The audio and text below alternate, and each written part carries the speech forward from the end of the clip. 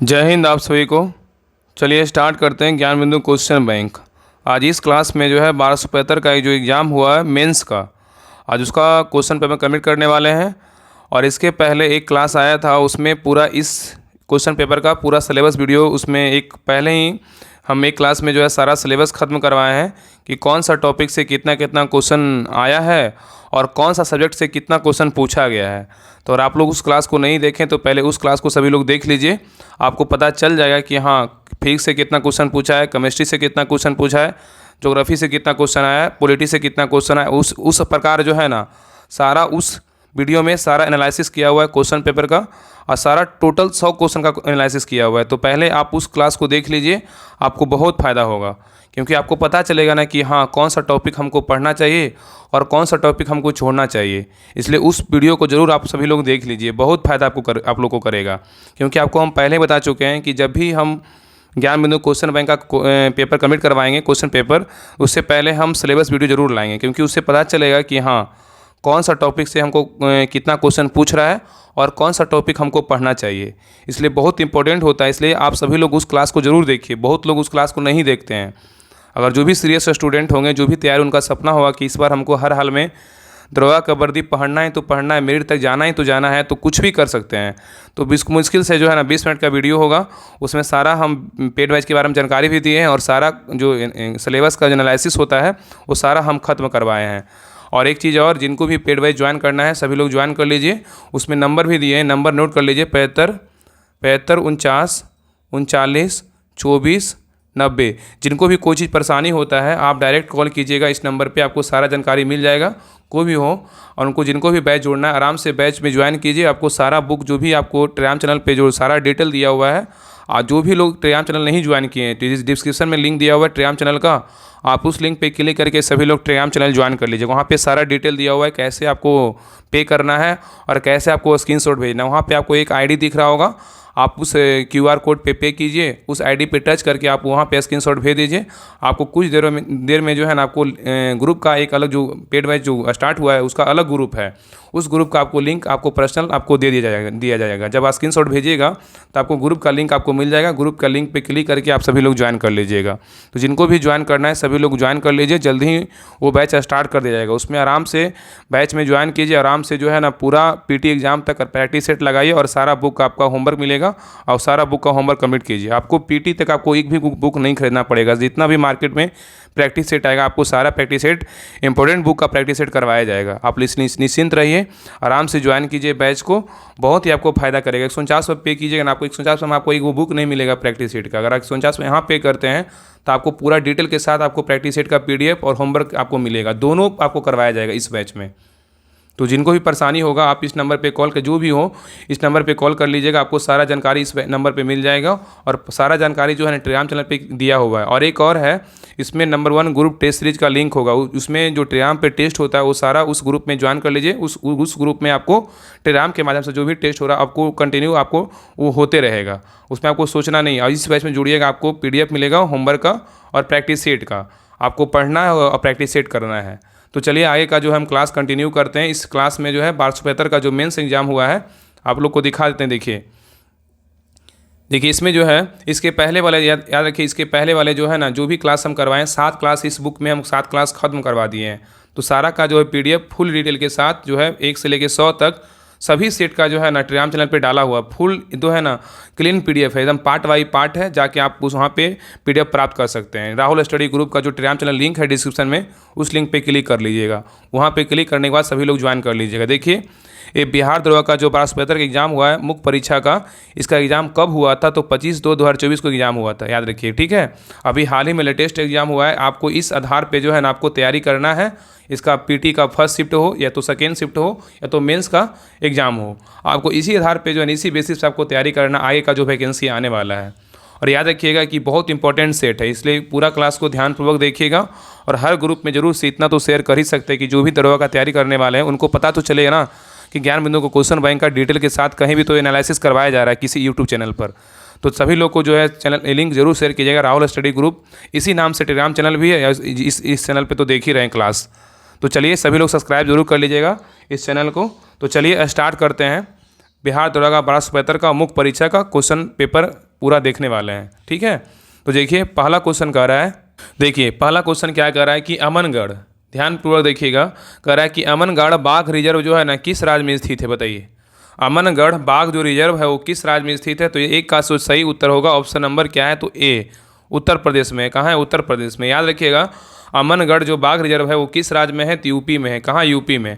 तो अमनगढ़ बाघ रिजर्व जो है यूपी में स्थित है, उत्तर प्रदेश में स्थित है, और यह उत्तर प्रदेश के बिजनौर जिले में क्या है, स्थित है। बहुत लोग का मैसेज आ रहा था ना कि थोड़ा डिटेल में आराम आराम से कीजिए, कोई नहीं, ठीक है, जैसे आप लोग का रिव्यू है ना वो हम सारा एक्सेप्ट करते हैं, और ज़रूरी आप कमेंट जरूर कीजिए, जो भी आपको परेशानी होगा कमेंट बॉक्स में ज़रूर आप कमेंट कीजिएगा। तो याद रखिएगा कि अमनगढ़ जो बाघ रिजर्व है ना वो किस राज्य में है, तो उत्तर प्रदेश में है। और याद रखिए उत्तर प्रदेश के किस जिले में है, तो बिजनौर जिले में स्थित है। कभी कभी क्या होता है ना कि राज्य के अलावा जगह का नाम भी पूछ जाता है कि जगह कौन सा है। तो याद रखिए अमनगढ़ जो बाघ रिजर्व है ना उत्तर प्रदेश से किस जिला में है, तो बिजनौर जिला में स्थित है। और वर्तमान में उत्तर प्रदेश में कुल कितने टाइगर रिजर्व हैं, तो 4 टाइगर रिजर्व जो है ना बाघ रिजर्व अवस्थित है। पहला क्या, अमनगढ़ बाघ रिजर्व है। दूसरा क्या है, तो पीलीभीत बाघ रिजर्व कहाँ, यूपी में है। और दुधवा बाघ रिजर्व कहाँ है, तो यूपी में है। और रानीपुर कहाँ है, तो यूपी में। ये 4 जो है ना यूपी में क्या है, तो टाइगर रिजर्व है, याद रखिएगा, ठीक है। चलिए आगे देखिए, कह रहा है कि प्रोजेक्ट टाइगर को इंदिरा गांधी सरकार द्वारा 1973 में उत्तराखंड को जिम कॉर्बेट नेशनल पार्क से जो है ना लॉन्च किया गया था। तो याद रखिएगा कि प्रोजेक्ट टाइगर को इंदिरा गांधी सरकार द्वारा 1973 में उत्तराखंड के जिम कॉर्बेट नेशनल पार्क से लॉन्च किया गया था। और वर्तमान में जो है ना, वर्तमान में मार्च 2024 तक वर्तमान में कुल कितने 55 टाइगर रिजर्व मतलब रिजर्व हैं, याद रखिएगा, ठीक है। आगे देखिए परीक्षा उपयोगी महत्वपूर्ण दिया हुआ है। देखिए महत्वपूर्ण रिजर्व कौन कौन है, देखिए पहला क्या है, तो यहाँ पे देखिए बाघ रिजर्व दिया हुआ है, राज्य दिया हुआ है, अधिसूचना वर्ष मतलब कब जो है ना इसका अधिसूचित किया गया था। देखिए पहला 50वां, देखिए लेटेस्ट में दिया 50वां क्या है, कमलांग है। ये कहाँ है, अरुणाचल प्रदेश में स्थित है, जो टाइगर रिजर्व है। इसको कब मिला था, 2017 मिला था, ठीक है। आगे देखिए 51वां क्या है, तो श्री विलुपुर मोगामलाई है। ये कहाँ है, तमिलनाडु में। इसका वर्ष बोलेगा 2021 है। और रामगढ़ बिजधारी बोलेगा तो 52वां है, ठीक है। और ये किस राज्य में है, तो राजस्थान में है। इसको कब वर्ष घोषित किया गया था, 2022 में किया गया था। और आगे देखिए 53वां बोलेगा तो रानीपुर है, जो कहाँ, यूपी में है, जो भी हाल ही में ऊपर पढ़े हैं। और इसका जो वर्ष घोषित किया गया था 2022 में किया गया था। कब किया गया, 2022 में। आगे देखिएगा 54वां बोलेगा तो कौन है, बिराना दुर्गावती है। 21 राज्य में है, तो मध्य प्रदेश में है। और इसको जो अधिसूचना किया गया था 2023 में किया गया था। और लेटेस्ट जो है 55वां बोलेगा तो क्या है, धौलपुर करौली है। 21 राज्य में, राजस्थान में है। और इसको जो वर्ष घोषित किया गया है 2023 में, ठीक है। तो कमलांग बोलेगा तो अरुणाचल प्रदेश में स्थित है। श्रीविलुपुर बोलेगा तमिलनाडु में है। और रामगढ़ बिजधारी बोलेगा राजस्थान में है। रानीपुर बोलेगा तो यूपी में है। वीरांगना बोलेगा तो मध्य प्रदेश में है। धौलपुर बोलेगा तो राजस्थान में है। आगे देखिए कह रहा है कि बिहार में एकमात्र टाइगर रिजर्व कौन सा है, वाल्मीकि टाइगर रिजर्व है, जो पश्चिमी चंपारण जिले में क्या है, तो अवस्थित है। कहाँ है, तो बिहार में, अपना बिहार में है। चलिए क्वेश्चन नंबर ये 2 पे कह रहा है चरक। यहाँ पे कह रहा है कि चरक जो है ना किस वंश से संबंधित है, बताइए। जो चरक थे वो किस वंश से संबंधित है, तो इसका सही उत्तर होगा ऑप्शन नंबर डी, कुषाण से थे। कौन थे, कुषाण से थे। अगर आप सिलेबस का वीडियो देखे होंगे तो आप उसमें बताया गया होगा कि कुषाण वंश से क्या था, एक क्वेश्चन था, ठीक है। आगे देखिए कह रहा है कि चरक जो है ना कुषाण वंश से संबंधित है। और चरक कुषाण वंश के महानतम शासक कनिष्क के दरबार में जो है ना चिकित्सक के रूप में रहते थे। तो याद रखिएगा कि चरक कुषाण वंश के महानतम शासक कनिष्क के दरबार में चिकित्सक के रूप में रहते थे, ठीक है, रूप में थे।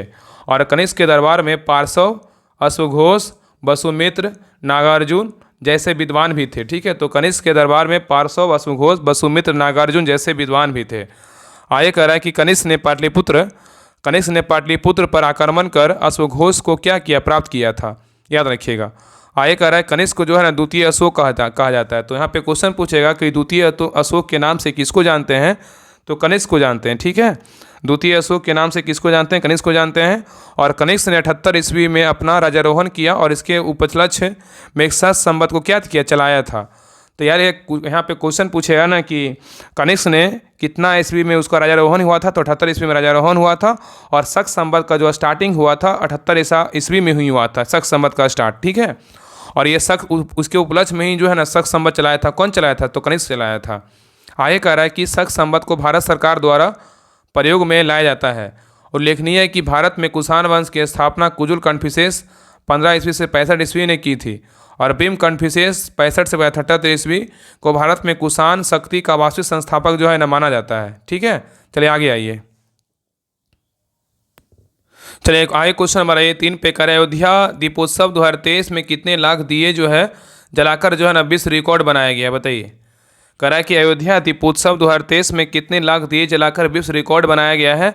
तो इसका सही उत्तर क्या होगा? 22 लाख प्लस। क्या होगा? 22 लाख प्लस होगा। ठीक है, तो आइए कह रहा है कि अयोध्या दीपोत्सव 2023 में 22 लाख प्लस दिए जलाकर रिकॉर्ड बनाया गया है। अयोध्या दीपोत्सव मतलब 22.23 लाख दिए जो हैं जलाए गए। ठीक है, मतलब कितना हुआ? तो 22 प्लस हुआ। इतनी बड़ी संख्या में दिए जलाने के लेकर अयोध्या में जो है ना गिनीज वर्ल्ड रिकॉर्ड अपना नाम किया, मतलब कायम किया। इसको लेकर यूपी के मुख्यमंत्री योगी आदित्यनाथ को सर्टिफिकेट भी सौंपा गया। ठीक है, चलिए क्वेश्चन नंबर 4 पे कह रहा है कि बिहार मानवाधिकार, कह रहा है कि बिहार मानवाधिकार आयोग का जो गठन हुआ था वो कब हुआ था? बताइए। बिहार मानवाधिकार आयोग का जो गठन हुआ था वो कब हुआ था? तो इसका सही उत्तर होगा ऑप्शन नंबर बी, 2000 में हुआ था। कब हुआ था? 2000 में। तो बिहार मानवाधिकार आयोग का जो गठन हुआ था वो 2000 में हुआ था, और बिहार मानवाधिकार आयोग ने 2000 ईस्वी में गठित हुआ था। ठीक है, आगे कह रहा है कि बिहार मानवाधिकार आयोग की स्थापना 3 जनवरी 2000 को की गई थी। इसका पुनर्गठन 25 जून 2008 को किया गया था। आगे कह रहा है इस आयोग का कार्य राज्य के मानवाधिकार का संरक्षण करना है। जो बिहार मानवाधिकार आयोग का जो काम है क्या है? तो राज्य में मानवाधिकार आयोग का संरक्षण करना। और बिहार मानवाधिकार आयोग के वर्तमान अध्यक्ष बोलेगा तो पटना हाईकोर्ट के सेवानिवृत्त न्यायाधीश अनंता मनोहर बदर हैं। राष्ट्रीय मानवाधिकार आयोग की स्थापना कब हुआ था? तो 12 अक्टूबर 1993 को हुआ था। तो यहाँ पे 2 क्वेश्चन याद रखिएगा।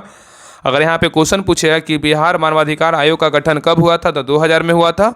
और राष्ट्रीय मानवाधिकार आयोग का जो स्थापना हुआ था वो कब हुआ था? गठन कब हुआ था? तो 12 अक्टूबर 1993 को हुआ था। इसके पहले ही हुआ था। ठीक है, तो राष्ट्रीय मानवाधिकार आयोग का स्थापना बोलेगा तो कब हुआ था? तो 12 अक्टूबर 1993 को हुआ था। और बिहार मानवाधिकार आयोग का स्थापना कब हुआ था? तो 2000 में हुआ था।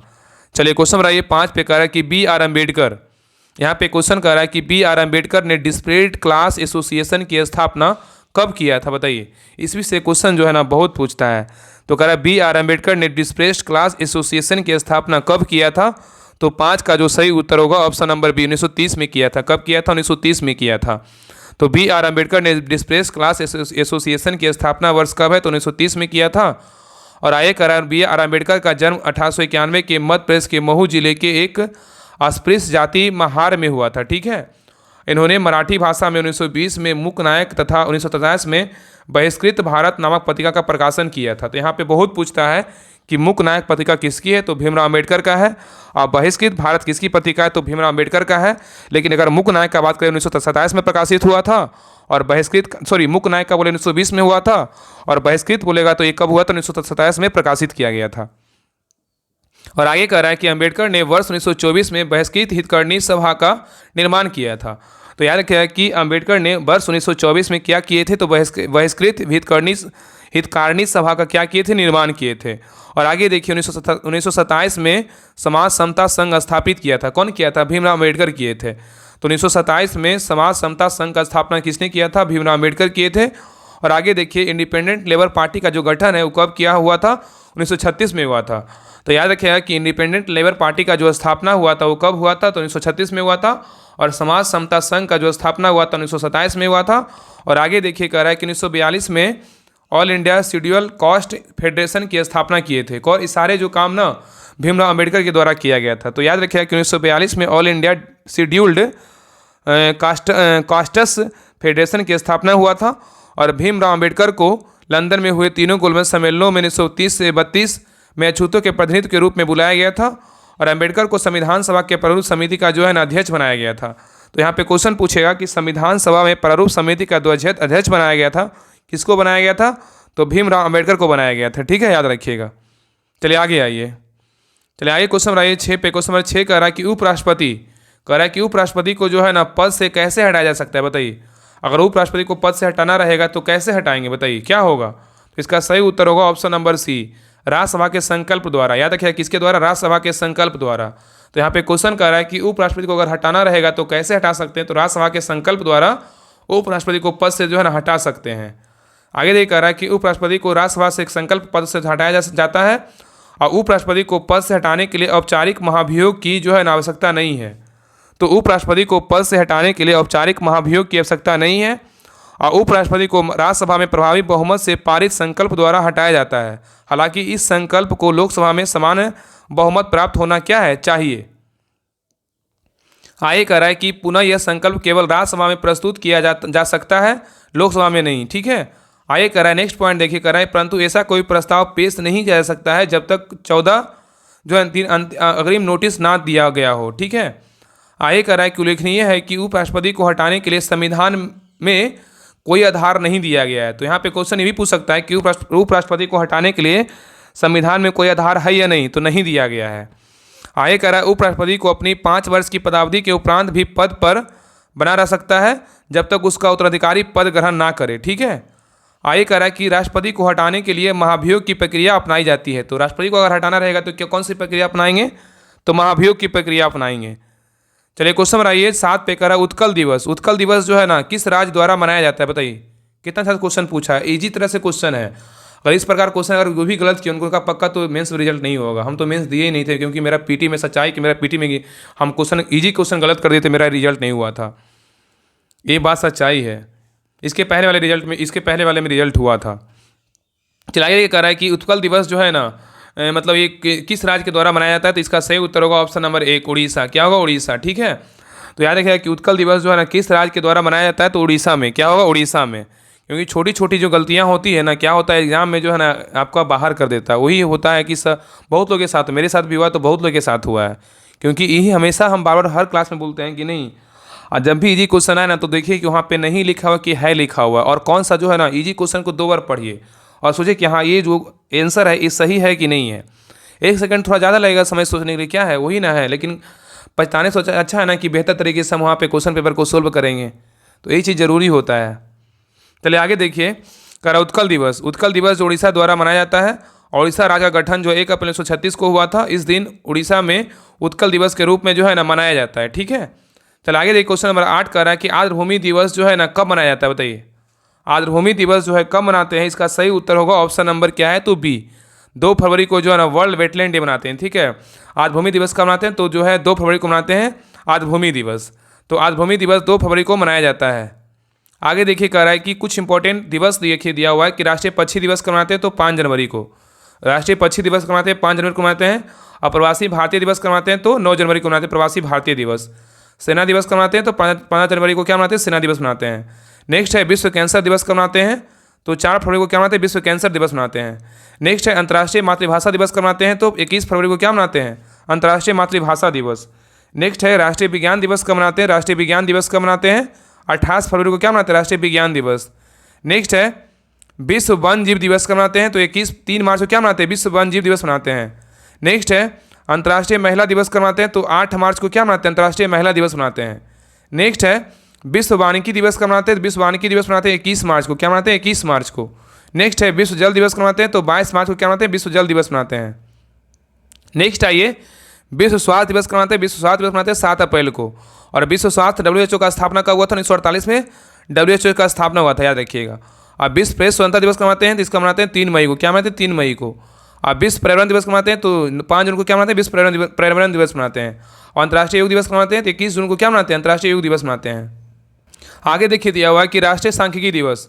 राष्ट्रीय सांख्यिकी दिवस मनाते हैं, तो 29 जून को क्या मनाते हैं, राष्ट्रीय सांख्यिकी दिवस मनाते हैं। अंतर्राष्ट्रीय बाघ दिवस मनाते हैं, अंतर्राष्ट्रीय बाघ दिवस 29 जुलाई को मनाते हैं, अंतर्राष्ट्रीय बाघ दिवस। राष्ट्रीय खेल दिवस मनाते हैं, राष्ट्रीय खेल दिवस मनाते हैं 29 अगस्त को, राष्ट्रीय खेल दिवस मनाते हैं। नेक्स्ट है अंतर्राष्ट्रीय साक्षरता दिवस मनाते हैं, तो अंतर्राष्ट्रीय साक्षरता दिवस कब मनाते हैं, तो 8 सितंबर को अंतर्राष्ट्रीय साक्षरता दिवस मनाते हैं। नेक्स्ट है अंतर्राष्ट्रीय शांति दिवस मनाते हैं, अंतर्राष्ट्रीय शांति दिवस बोलेगा तो 21 सितंबर को अंतर्राष्ट्रीय शांति दिवस मनाते हैं। विश्व ओजोन परत दिवस मनाते हैं, तो 16 सितंबर को विश्व ओजोन जो है ना परत दिवस मनाते हैं। अंतर्राष्ट्रीय बालिका दिवस मनाते हैं, अंतर्राष्ट्रीय बालिका दिवस बोलेगा तो कब मनाते हैं, 11 अक्टूबर को अंतर्राष्ट्रीय बालिका दिवस मनाते हैं। नेक्स्ट है राष्ट्रीय कैंसर जागरूकता दिवस मनाते हैं, तो 7 नवंबर को राष्ट्रीय कैंसर जागरूकता दिवस मनाते हैं। नेक्स्ट है राष्ट्रीय गणित दिवस मनाते हैं, तो राष्ट्रीय गणित दिवस बोलेगा तो 22 दिसंबर को राष्ट्रीय गणित दिवस मनाते हैं, याद रखिएगा। चलिए क्वेश्चन नंबर 9 पे कर रहा है सबसे बड़ा अशोक चक्र। कह रहा है कि सबसे बड़ा अशोक चक्र कहाँ स्थापित जो है ना किया गया था, बताइए। सबसे बड़ा अशोक चक्र कहाँ स्थापित किया गया था, इसका सही उत्तर होगा ऑप्शन नंबर बी, टोपरा कला में। क्या होगा, टोपरा कला में। तो सबसे बड़ा अशोक चक्र टोपरा कला में स्थापित किया गया था। और देश का सबसे बड़ा 30 फीट अशोक चक्र जो है ना हरियाणा के यमुनानगर जिले के टोपरा कला गांव में वर्ष 2018 में स्थापित किया गया था। और इसकी ऊंचाई 30 फीट, वजन 6 टन और रंग गोल्डन और 24 तिल्ली का है। ठीक है, याद रखिएगा। चलिए क्वेश्चन नंबर आइए 10 पे। देखिए कह रहा है ना कि ताश के पत्तों में लाल पत्ती की रानी ने के रहने की संभावना कितनी है। एक तरह से जो है ना रीजनिंग प्रकार का आप क्वेश्चन बोल सकते हैं। तो ताश के पत्तों में लाल पत्ती की रानी के नहीं रहने की संभावना बताइए कितना होगा। इसका सही उत्तर क्या होगा, ऑप्शन नंबर क्या होगा, तो बी 6/13। ठीक है, तो इसका 6/13 होगा। देखिए कुल ताश पत्तों की संख्या बोलेगा तो कितना होता है, 52 होता है। ठीक है, इसमें 52 होता है। और लाल पत्तों की संख्या बोलेगा तो 26 होता है। और लाल पत्तों की रानी की संख्या बोलेगा कितना होता है, 2 होता है। और आगे देखिए कह रहा है कि लाल पत्तों में रानी को छोड़कर पत्तों की संख्या बोलेगा 26 - 2 कितना है, 24 है। इसलिए अभी संख्या निकाल के बताया 24/52, इसलिए कितना आया, तो 6/13 आया। ठीक है, 6/13। चलिए क्वेश्चन नंबर 11 पे कह रहा है ज्वार नदमुख एस्चुरी कौन सी नदी जो है ना बनाती है, बताइए। कह रहा है कि ज्वार नदमुख एस्चुरी कौन सी नदी बनाती है। इसका सही उत्तर होगा ऑप्शन नंबर 1 ताप्ती नदी। क्या होगा, ताप्ती नदी। तो ज्वारमुख एस्चुरी नदी ताप्ती नदी बनाती है। और ज्वारमुख इसको क्या कहेंगे, एस्चुरी कहेंगे। नदी के जल में तीव्र प्रवाह के कारण जब मुहाने पर साथ लाए गए मालवा का निक्षेप नहीं होता है तथा जल नदी के साथ मालवा में भी समुद्र में गिर जाता है तो उस नदी का मुहाना उथला होने जाने के बजाय क्या होता है, गहरा हो जाता है। ऐसे गहरे मुहाने को क्या कहते हैं, ज्वारमुख या क्या कहते हैं, एस्चुरी कहते हैं। चलिए आगे देखिए। आगे कह रहा है कि प्रायद्वीपीय भारत की अरब सागर में गिरने वाली नदियाँ प्राय एस्चुरी मतलब ज्वारमुख का निर्माण करती है, जैसे नर्मदा और क्या है, तो ताप्ती है। और डेल्टा के बारे में कह रहा है कि नदी जब सागर में गिरती है तो वेग में अत्यधिक कमी के कारण मुहाने पर क्या होता है, इसके अलावा मलबा का निक्षेप होने लगता है, जिससे वहाँ विशेष प्रकार के स्थल रूप का निर्माण होता है। इस स्थल रूप को क्या कहते हैं, डेल्टा कहते हैं। और आगे कह रहा है बंगाल की खाड़ी में गिरने वाली प्रमुख नदियाँ डेल्टा का निर्माण करती है, जैसे गोदावरी, कृष्णा, कावेरी है। तो याद रखिएगा कि बंगाल की खाड़ी में गिरने वाली प्रमुख नदियाँ कौन कौन है, डेल्टा का निर्माण करती है। कौन कौन है, जैसे एग्जाम्पल में गोदावरी है, कृष्णा है, कावेरी है। चलिए क्वेश्चन नंबर 12 पे करा इब्न बतूता किस सदी में भारत आया था, बताइए। इब्न बतूता जो था वो किस सदी में भारत आया था। इसका सही उत्तर होगा ऑप्शन नंबर बी 14वीं सदी में आया था। कब आया था, 14वीं सदी में आया था। तो इब्न बतूता 14वीं सदी में भारत आया था। नेक्स्ट कह रहा है कि इब्न बतूता मोरक्को मतलब फिरका का रहने वाला था। तो ये भी क्वेश्चन पूछ सकता है इब्न बतूता कहाँ कराने वाला था, मोरक्को कराने वाला था, जो मोहम्मद बिन तुगलक के काल में 1333 ईस्वी में क्या हुआ था, भारत आया था। इसे सुल्तान द्वारा दिल्ली का काजी नियुक्त किया गया था, किसको, इब्न बतूता को। और 1342 ईस्वी में सुल्तान मोहम्मद बिन तुगलक द्वारा इब्न बतूता को राजदूत के रूप में जो है ना चीन भेजा गया था। और नेक्स्ट कह रहा है इब्न बतूता ने मोहम्मद बिन तुगलक के समय घटनाओं को अपनी पुस्तक किताब उल हिंद में जो है ना वर्णन किया था। ठीक है, किताब उल रेहला में वर्णन किया था, किसका, इब्न बतूता का पुस्तक है। चलिए क्वेश्चन नंबर 13 पे कह रहा है कि विद्युत शक्ति की इकाई क्या है, बताइए। इसका सही उत्तर क्या होगा, ऑप्शन नंबर सी क्या है, वाट है। कितना इजी क्वेश्चन पूछा है। यही सब क्वेश्चन क्या होता है ना, जानबूझ कर डाला जाता है कि गलती करे, जल्दीबाजी में गलती करे, यही सब होता है। विद्युत शक्ति की इकाई क्या है, तो वाट है। विद्युत शक्ति की इकाई बोलेगा तो वाट है। और विद्युत आवेश की इकाई बोलेगा तो मात्रा क्या है, तो कूलाम है। ऊर्जा का मात्रक बोलेगा तो इकाई जूल है। और विद्युत विभव विभवांतर का मात्रक बोलेगा तो क्या है, तो वोल्ट है।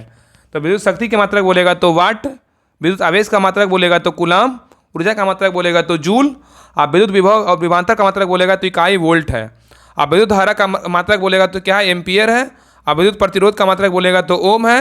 और विद्युत चालकता का मात्रक बोलेगा ओम मीटर है, या तो म्हो बोल सकते हैं या तो सीमेन बोल सकते हैं। ठीक है, चलिए आगे देखिए। चलिए क्वेश्चन नंबर 14 पे करा सभी अम्ल में पाए जाने वाला तत्व कौन सा है, बताइए। सभी अम्ल का बात किया है यहाँ पे, करा है सभी अम्ल में पाए जाने वाला तत्व कौन सा है। तो इसका सही उत्तर होगा ऑप्शन नंबर डी हाइड्रोजन है। क्या है, हाइड्रोजन है। तो सभी अम्ल में पाए जाने वाला तत्व क्या है, तो हाइड्रोजन है। हाइड्रोजन आवर्त सारणी का जो है ना प्रथम तत्व होता है। इसका संकेत H+ तथा परमाणु संख्या 1 होता है। ठीक है, हाइड्रोजन S ब्लॉक का सदस्य है। हाइड्रोजन को जो है ना भविष्य ईंधन कहा जाता है। क्या कहते हैं, भविष्य ईंधन कहते हैं। इसे नाभिक में सिर्फ एक प्रोटॉन क्या होता है। आगे करा यह आवर्त सारणी का एकमात्र तत्व है जिसके नाभिक में न्यूट्रॉन जो है ना नहीं पाया जाता है। इसकी खोज 1766 ईस्वी में हेनरी कैवेंडिश ने किया था। चलिए क्वेश्चन नंबर 15 पे करा है प्रकाशिक तंतु किस नियम पे कार्य करते हैं, बताइए। जो प्रकाशिक तंतु होते हैं किस नियम पे कार्य करते हैं, बताइए क्या होगा। प्रकाशिक तंतु जो होते हैं किस नियम पे कार्य करते हैं, इसका सही उत्तर होगा ऑप्शन नंबर बी प्रकाश के पूर्ण आंतरिक प्रवर्तन। ठीक है, तो कह रहा है प्रकाशिक तंतु किस नियम पे कार्य करते हैं, तो प्रकाश के पूर्ण आंतरिक प्रवर्तन पे क्या करते हैं, कार्य करते हैं। आगे कह रहा है देखिए कि प्रकाशिक तंतु प्रकाश के पूर्ण आंतरिक प्रवर्तन के नियम पे कार्य करते हैं। और पूर्ण आंतरिक प्रवर्तन के लिए निम्नलिखित में दो शर्तों का पूरा होना क्या है तो अनिवार्य है। पहला शर्त क्या है तो प्रकाश संघनन माध्यम से विरल माध्यम में जा रहा हो। दूसरा शर्त क्या है आपतन कोण मतलब इंसिडेंट एंगल मतलब क्रांति कोण क्रिटिकल एंगल से क्या हो बड़ा हो। मतलब दूसरा शर्त क्या कह रहा है कि आपतन कोण क्रांति कोण से क्या हो बड़ा हो। और पहला क्या था कि प्रकाश संघनन माध्यम से विरल माध्यम में जा रहा हो। आगे पॉइंट देखिए कह रहा है कि पूर्ण आंतरिक प्रवर्तन में प्रकाश का प्रवर्तन 100% होता है, अर्थात इसमें प्रकाश का अपवर्तन बिल्कुल जो है नहीं होता है। आगे कह रहा है इस कारण पृष्ठ के जिस भाग में पूर्ण आंतरिक प्रवर्तन होता है वह बहुत चमकने लगता है। ठीक है, आगे कह रहा है कि पूर्ण आंतरिक प्रवर्तन के उदाहरण क्या क्या है। देखिए हीरा का अत्यधिक चमकना क्या है तो पूर्ण आंतरिक प्रवर्तन पे क्या है ना चमकता है हीरा का अत्यधिक चमकना। और आगे देखिए रेगिस्तान में मृग मच्छर का दिखाई देना क्या है तो पूर्ण आंतरिक प्रवर्तन पे काम करता है।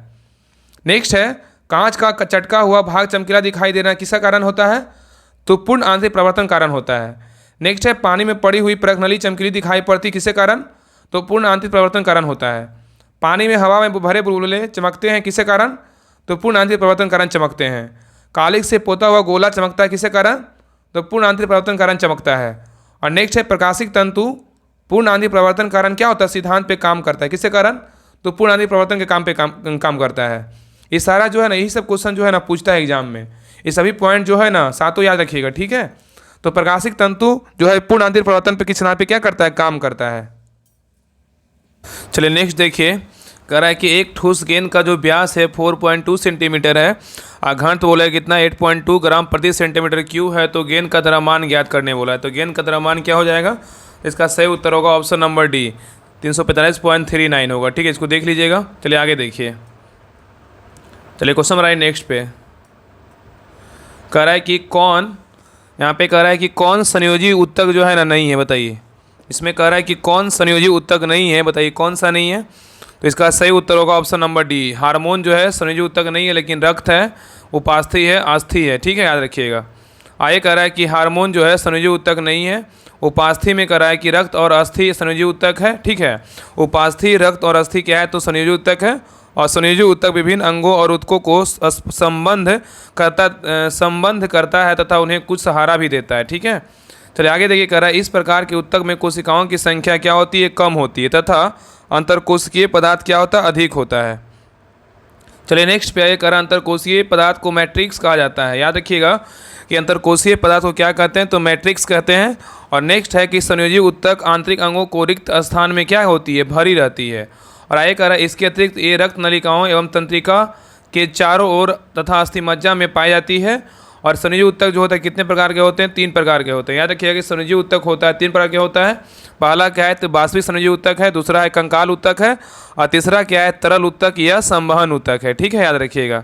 चलिए आगे कह रहा है कि वास्तविक संयोजी उत्तक के 2 उदाहरण है। क्या उत्तक उदाहरण क्या क्या है यूलर उत्तक है और क्या है जालवत उत्तक है। ठीक है, तो याद रखिएगा कि वास्तविक संयोजी उत्तक के उदाहरण क्या क्या है तो एलियोर उत्तक और क्या है जालवत उत्तक है। नेक्स्ट कह रहा है कंकाल उत्तक शरीर के अंदर पाया जाता है जैसे उपास्थि उत्तक है और क्या है तो अस्थि है। तो कह रहा है कंकाल उत्तक शरीर के अंदर पाया जाता है जैसे उपास्थि उत्तक और क्या है अस्थि है मतलब बोन है। नेक्स्ट कह रहा है कि रक्त एवं लसिका को तरल संयोजी उत्तक कहते हैं। तो रक्त एवं लसिका को क्या कहते हैं तरल संयोजी उत्तक कहते हैं। चलिए क्वेश्चन नंबर 18 पे क्वेश्चन नंबर 18 कह रहा है कि उड़ीसा और बादाम पहाड़ियाँ में कौन सा ऐश निकाला जाता है बताइए। उड़ीसा और बादाम पहाड़ियाँ से जो है कौन सा ऐश निकाला जाता है तो 18 का सही उत्तर होगा ऑप्शन नंबर बी हेमाटाइट। क्या होगा हेमाटाइट। तो कह रहा है कि उड़ीसा की बादाम पहाड़ियों से जो है ना हेमाटाइट ऐश को निकाला जाता है। और हेमाटाइट एक प्रकार का क्या है तो लौ अयस्क है। क्या एक लौ अयस्क है। और नेक्स्ट कह रहा है कि यह लाल एवं भूरे रंग का होता है। इसमें धातु का अंश जो है ना 60 से 70% के क्या होता है बीज होता है। तो याद रखिएगा कि उड़ीसा की बादाम पहाड़ी से हेमाटाइट ऐश निकाला जाता है। और हेमाटाइट एक प्रकार का क्या है तो लौ अयस्क है और यह लाल एवं भूरे रंग का होता है। इसमें धातु का अंश 60 से 70% के बीच होता है। नेक्स्ट कह रहा है कि भारत का अधिकार लगभग जो है ना मतलब भारत का अधिकतर जो है अधिकतर बोल रहा है क्या है भारत का अधिकतर जो है लगभग 58% लौ अयस्क इसी श्रेणी से क्या होता है। तो याद रखिएगा कि भारत का अधिकतर जो है लौ अयस्क इसी श्रेणी का है। नेक्स्ट कह रहा है कि यह मुक्ता सिंभू मतलब सिंभू कहाँ है झारखंड में है। मयूरभंज केओंझर सुंदरगढ़ कहाँ है तो उड़ीसा में है। और कर्नाटक गोवा आदि में पाया जाता है। नेक्स्ट है उड़ीसा में उच्च कोटि का जो है ना हेमाटाइट किस्म का लौह अयस्क मयूरभंज व केंदुझर जिलों में बादाम पहाड़ी से निकाला जाता है। तो कह रहा है कि उड़ीसा में उच्च कोटि का हेमाटाइट किस्म का लौह अयस्क मयूरभंज व केंदुझर जिलों में बादाम पहाड़ी से निकाला जाता है। और नेक्स्ट कह रहा है कि भारत में 4 प्रकार के लौह अयस्क जो है ना पाए जाते हैं। ठीक है, कौन कौन है? तो मैग्नेटाइट है, हेमाटाइट है, लिमोनाइट है और क्या है? सीडेराइट है। तो याद रखिएगा कि भारत में जो है 4 प्रकार के लौह अयस्क पाए जाते हैं। एक मैग्नेटाइट, हेमाटाइट और क्या है? लिमोनाइट और सीडेराइट है। चलिए नेक्स्ट आइए, कह रहा है कि मैग्नेटाइट सर्वोत्तम प्रकार का क्या होता है? लौह अयस्क है। तो मैग्नेटाइट क्या है? तो सर्वोत्तम प्रकार का एक लौह अयस्क है। इसमें धातु की मात्रा कितनी होती? 72% तक होती है। और भारत में यह मुख्यतः दक्षिण पूर्वी सिंहभूम, बाजरा मध्य, झारखंड, बेलारी, होसटपोस, कर्नाटक, बलडीला, छत्तीसगढ़ और आदि जगहों में क्या होता है? पाया जाता है। आगे कह रहा है कि लिमोनाइट में धातु का अंश 40% और 60% तक क्या होता है। तो लिमोनाइट में धातु का अंश 40% से 60% तक होता है। नेक्स्ट कह रहा है कि पश्चिम बंगाल के रानीगंज क्षेत्र में इस प्रकार का लौह अयस्क मिलते हैं। नेक्स्ट है सीडेराइट में धातु का अंश 48% तक होता है और इसका रंग क्या होता है? भूरा होता है। तो कह रहा है कि सीडेराइट में धातु का जो अंश होता है कितना होता है? 48% तक होता है और इसका जो रंग होता है क्या होता है? भूरा होता है। और लिमोनाइट तथा सीडेराइट निम्न कोटि का लौह अयस्क है। क्या है? तो निम्न कोटि का है। तो लिमोनाइट और सीडेराइट क्या है? तो सबसे निम्न प्रकार का क्या होता है? लौह अयस्क है। चलिए नेक्स्ट आइए। चलिए क्वेश्चन नंबर 19 पे। क्वेश्चन नंबर 19 कह रहा है कि शुंग वंश के बाद किस वंश ने शासन किया था? बताइए, शुंग वंश के बाद किस वंश ने शासन किया था? तो 19 का सही उत्तर होगा ऑप्शन नंबर 1, कण्व वंश। क्या होगा? कण्व वंश।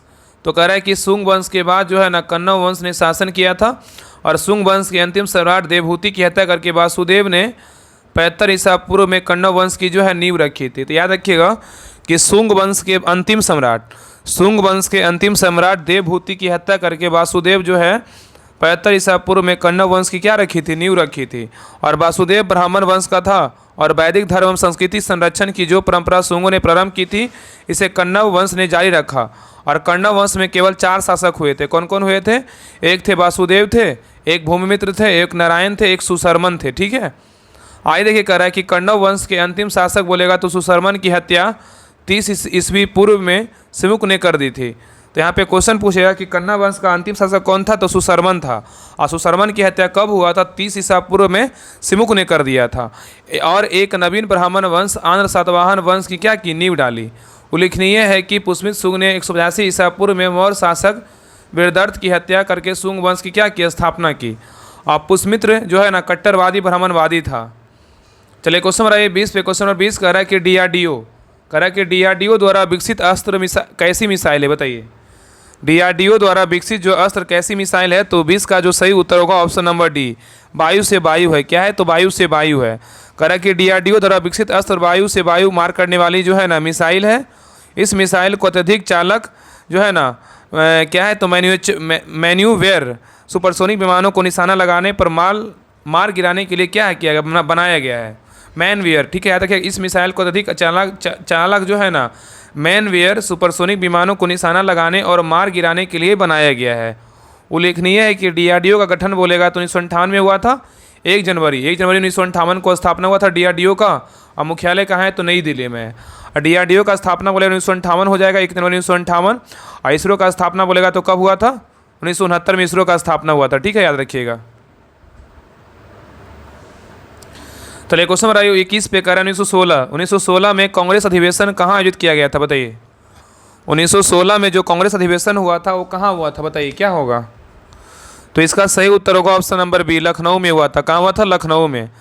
तो याद रखिए 1916 में जो है ना कांग्रेस अधिवेशन लखनऊ में आयोजित हुआ था और इस अधिवेशन की अध्यक्षता को कौन किए थे? अंबिका चरण मजूमदार किए थे। तो लखनऊ में अधिवेशन कब हुआ था? 1916 में हुआ था और उसके जो अध्यक्षता किए थे अंबिका चरण मजूमदार किए थे। और इस सम्मेलन में 2 घटनाओं की दृष्टि से महत्वपूर्ण रहा। पहला, उग्रवादियों की 9 वर्ष उपरांत कांग्रेस में पुनः वापसी हुई, जिन्हें 1907 के सूरत अधिवेशन में कांग्रेस से निष्कासित कर दिया गया। और दूसरा पॉइंट कर रहा है कांग्रेस और मुस्लिम लीग के बीच ऐतिहासिक लखनऊ समझौता हुआ था। आगे कर रहा है इसी अधिवेशन में कांग्रेस ने मुस्लिमों की पृथक सांप्रदायिक निर्वाचक मंडल की मांग को क्या किया? स्वीकार कर लिया। और कह रहा है कि आगे कह रहा है कि मदन मोहन मालवीय ने कांग्रेस व मुस्लिम लीग के मध्य होने वाले इस समझौते पर क्या किया? विरोध किया था। चलिए क्वेश्चन नंबर 22 पे कह रहा है कांग्रेस का पहला विभाजन जो है किस वर्ष हुआ था? बताइए, कांग्रेस का जो पहला विभाजन हुआ था किस वर्ष हुआ था? तो सबको पता है क्या हुआ था? सूरत अधिवेशन, इसका सही उत्तर क्या होगा? सूरत अधिवेशन 1907 में हुआ था। कब हुआ था? सूरत अधिवेशन 1907 में हुआ था। आगे कह रहा है, देखिए कह रहा है कि कांग्रेस का जो पहला विभाजन हुआ था सूरत अधिवेशन 1907 में हुआ था। और 1907 में सूरत में आयोजित कांग्रेस अधिवेशन में उदारवादियों और उग्रवादियों में अध्यक्ष पद को लेकर विवाद हो गया था। आगे कह रहा है कि उग्रवादी लाला लाजपत राय को कांग्रेस का अध्यक्ष बनाना चाहते थे, वही उदारवादी रास बिहारी घोष को क्या बनाना चाहते थे? अध्यक्ष बनाना चाहते थे। मतलब जो है ना, मतलब जो है उग्रवादी लोग जो थे वो लाला लाजपत राय को कांग्रेस का अध्यक्ष बनाना चाहते थे, लेकिन जो उदारवादी थे वो रास बिहारी घोष को क्या बनाना चाहते थे? अध्यक्ष बनाना चाहते थे। और नेक्स्ट कह रहा है कि अंततः इस अधिवेशन की अध्यक्षता उदारवादी नेता रास बिहारी घोष ने की थी। ठीक है, याद रखिएगा। आगे कह रहा है कि सूरत विभाजन का दूसरा कारण जो है बंगाल विभाजन के विरोध में प्रारंभ किए गए स्वदेशी आंदोलन के दौरान उत्पन्न परिस्थितियों की वजह से कांग्रेस के भीतर उपजा नरम दल व गरम दल में क्या हुआ? मत विवाद हुआ। तो कह रहा है कि सूरत विभाजन का दूसरा जो कारण था बंगाल विभाजन के विरोध में प्रारंभ किए गए स्वदेशी आंदोलन के दौरान उत्पन्न परिस्थितियों की वजह से कांग्रेस के भीतर उपजा नरम दल व गरम दल के मध्य विवाद था। ठीक है, चलो आगे देखिए।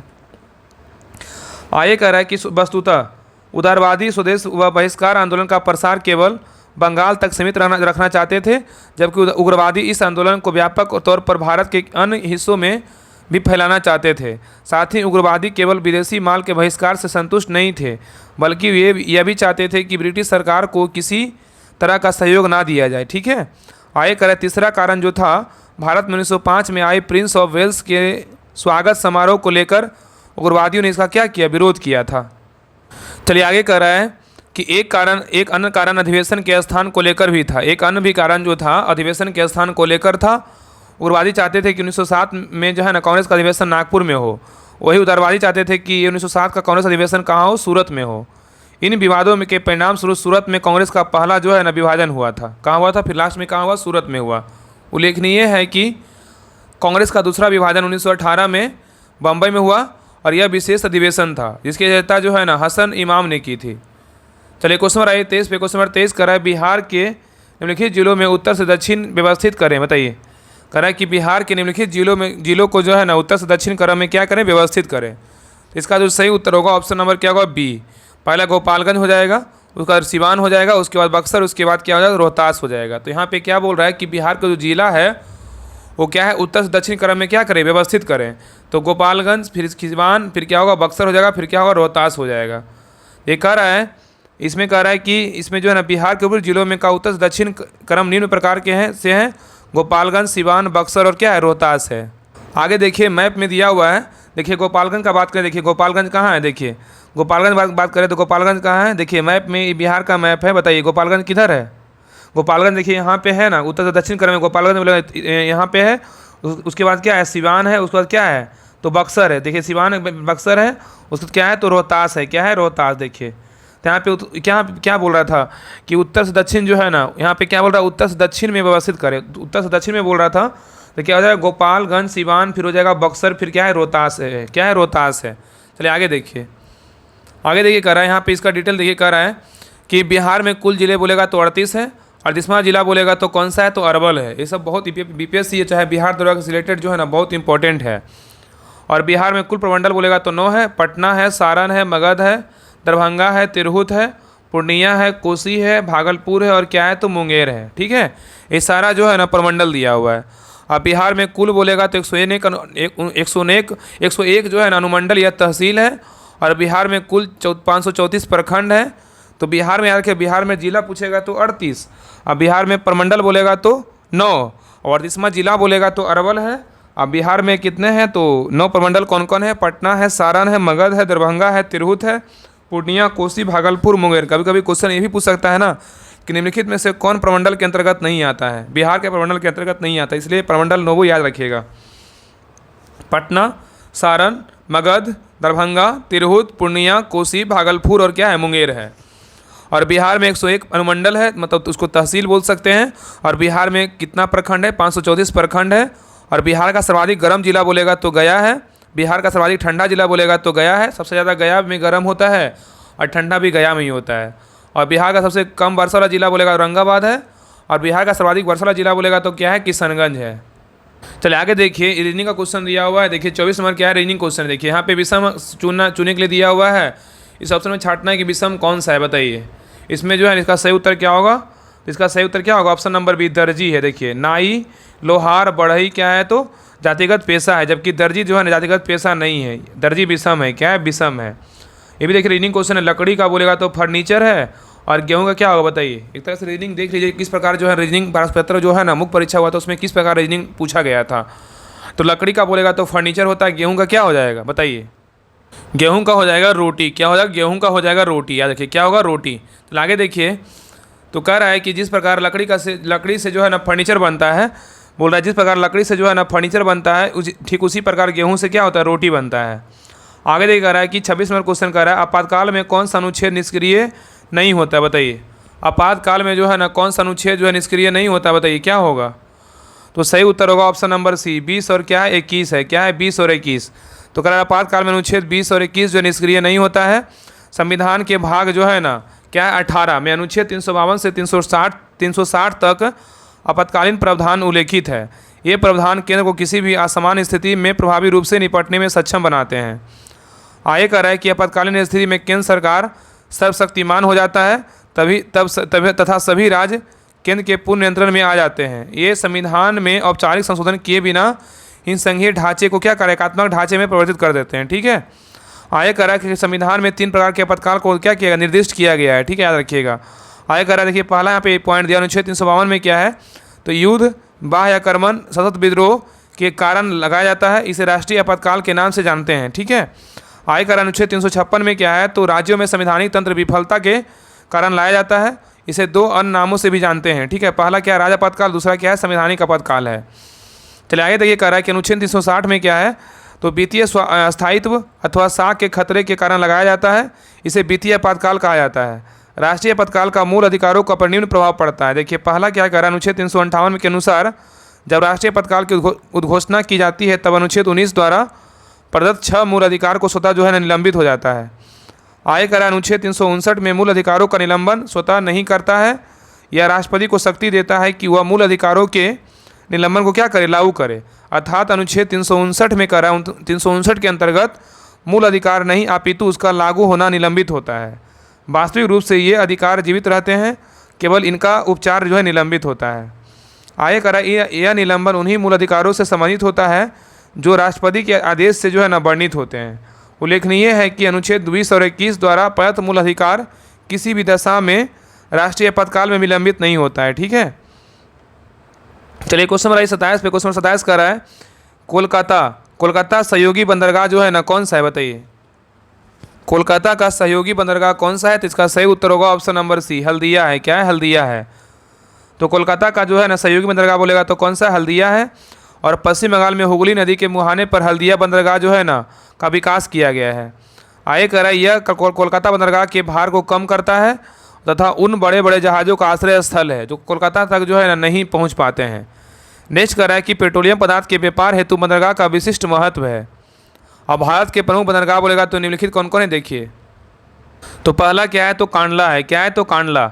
यह इस बंदरगाह का निर्माण गुजरात के कच्छ जिले में कच्छ की खाड़ी में जो है 1930 में किया गया था। कांडला बंदरगाह का जो निर्माण किया गया था 1930 में किया गया था। इसका पोताश्रय बोलेगा तो प्राकृतिक एवं सुरक्षित है, इसे मुक्त व्यापार क्षेत्र फ्री ट्रेड जोन बनाया गया है। पेट्रोलियम उत्पाद के आयात हेतु क्या है, यह बंदरगाह प्रसिद्ध है। दूसरा क्या है, मुंबई बंदरगाह। यह मुंबई बंदरगाह सालसेट द्वीप में प्राकृतिक कटान में क्या स्थित है। तो मुंबई बंदरगाह कहाँ स्थित है, तो मुंबई बंदरगाह सालसट द्वीप में प्राकृतिक कटान में क्या स्थित है। इसका पोताश्रय बोलेगा तो प्राकृतिक एवं सुरक्षित है। पेट्रोलियम, खदान, सूती एवं ऊनी वस्त्र, चमड़ा एवं यात्री परिवहन की दृष्टि से इस बंदरगाह का विशेष महत्व है, ठीक है। आगे कर यह मुक्त व्यापार क्षेत्र में स्थापित जो है ना किया गया है। यहाँ जो है मुक्त व्यापार क्षेत्र में स्थापित किया गया है। नेक्स्ट तीसरा देखिए क्या कर रहा है, न्यावा सेवा बंदरगाह या जवाहरलाल नेहरू बंदरगाह बोल सकते हैं। नवी मुंबई में पनवेल के पास इस बंदरगाह का विकास मुंबई बंदरगाह के भार को कम करने के उद्देश्य से किया गया। किसका विकास किया गया, तो न्यावा सेवा बंदरगाह या तो जवाहरलाल नेहरू बंदरगाह। आगे कह रहा है यह देश का जो है आधुनिक बंदरगाह है, क्या आधुनिक बंदरगाह है देश का। और नेक्स्ट देखिए चौथा नंबर क्या है, मारमागुआ। यह जो है ना गोवा में जुआरी नदी के तट पर स्थित है और यह एक क्या है, प्राकृतिक बंदरगाह है। कौन है, तो मारमागुआ। यहाँ से लॉ एस्क यातायात में निर्यात किया जाता है। नेक्स्ट है न्यू मंगलौर। कर्नाटक में स्थित इस बंदरगाह से कुद्रेमुख के लॉ एस्क को जो है निर्यात किया जाता है। नेक्स्ट करा, यह रेल लाइन NH-17 द्वारा मुंबई एवं कोचीन से जुड़ा हुआ है। ठीक है, तो न्यू मंगलोर जो है यह रेल लाइन जो है NH-17 से मुंबई एवं कोचीन से जुड़ा हुआ है। आगे देखिए कोचीन बंदरगाह क्या है, तो कोचीन बंदरगाह के बारे में बोल रहा है कि केरल के तट पर विलिंगटन द्वीप पर स्थित यह एक प्राकृतिक बंदरगाह है। जो कि कोची बंदरगाह है यह केरल के तट पर विलिंगटन द्वीप पर स्थित एक प्राकृतिक बंदरगाह है। यह समुद्र के समानांतर विशाल लैगून मुहाने पर क्या स्थित है। आय करा, यहाँ से मुख्यतः जो है ना नारियल उत्पाद, काजू, चाय, रबड़, मसाले निर्यात किए जाते हैं। कहाँ से? कोची बंदरगाह से। नेक्स्ट है नई तूतुकुड़ी बंदरगाह क्या है। तमिलनाडु के तट के सहारे मन्नार की खाड़ी में इसकी अवस्थिति है। नई तूतुकुड़ी का जो अवस्थिति है क्या है, तो तमिलनाडु तट के सहारे मन्नार की खाड़ी में इसकी अवस्थिति है। नेक्स्ट है चेन्नई बंदरगाह। इसके बारे में बोल रहा है कि पूर्वी तट पर यह भारत का प्रमुख बंदरगाह है और यह एक क्या है, तो कृत्रिम बंदरगाह है। क्या है? कृत्रिम बंदरगाह है। नेक्स्ट है मुंबई के पश्चात यह भारत का दूसरा सर्वाधिक व्यापार करने वाला बंदरगाह है एन्नोर। नेक्स्ट है एन्नोर बंदरगाह। इसके बारे में कह रहा है यह बंदरगाह तमिलनाडु के तट पर चेन्नई के उत्तर में स्थित है। नेक्स्ट है चेन्नई के भार को कम करने के लिए इसे जो है ना विकसित किया गया है। नेक्स्ट है कोयले के व्यापार हेतु इस बंदरगाह का विशेष क्या है, तो महत्व है। चलिए नेक्स्ट है विशाखापट्टनम। विशाखापट्टनम बंदरगाह क्या है, तो आंध्र प्रदेश में यह स्थित एक देश का गहरा एवं प्राकृतिक बंदरगाह है। ठीक है, तो आंध्र प्रदेश में स्थित यह एक देश का जो है गहरा एवं अच्छा प्राकृतिक बंदरगाह कौन सा? विशाखापट्टनम बंदरगाह है। और पोताश्रय में मुख्य डॉल्फिन नोज नामक पहाड़ी के समुद्र में निकले होने के कारण यह तूफानों में स्वतः क्या सुरक्षित है। नेक्स्ट कह रहा है कि बैलाडीला क्षेत्र में लौह अयस्क का निर्यात इसी बंदरगाह से किया जाता है। नेक्स्ट है पारादीप। उड़ीसा के तट पर स्थित एक कृत्रिम बंदरगाह है। यह आंतरिक तरीके से लौह अयस्क एवं कोयला लादने उतारने की क्या है, सुविधा है। जो पारादीप बंदरगाह है उड़ीसा के तट पर स्थित यह एक कृत्रिम बंदरगाह है और यहाँ आंतरिक तरीके से लौह अयस्क एवं कोयला लादने उतारने की सुविधा है। नेक्स्ट है कोलकाता बंदरगाह। कोलकाता बंदरगाह क्या है, तो पश्चिम बंगाल में हुगली नदी के बाएं तट पर अवस्थित जो है ना यह एक नदी पतन है। हुगली नदी के में गाद जमने की समस्या के कारण कोलकाता तक भारी जलयान नहीं जा पाता है। इसके लिए कोलकाता 64 किलोमीटर दूर खुली खाड़ी जो है ना खाड़ी में डायमंड हार्बर का निर्माण किया गया है। ठीक है, याद रखिएगा। आगे देखिए इस फिगर में जो है ना भारत का प्रमुख बंदरगाह दिया हुआ है, इसको आप लोग देख लीजिएगा। ठीक है, PDF तो सारा हम भेज देंगे टेलीग्राम चैनल पे, इसलिए सभी लोग टेलीग्राम चैनल जरूर ज्वाइन कर लीजिए। डिस्क्रिप्शन में लिंक दिया हुआ है, सभी लोग टेलीग्राम चैनल जरूर ज्वाइन कर लीजिएगा। इसमें सारा जो है ना मैप के तरीके से जो है ना सर के द्वारा समझाया गया है, याद रखिए। चलिए आगे बढ़िए। चलिए क्वेश्चन नंबर 28 पे।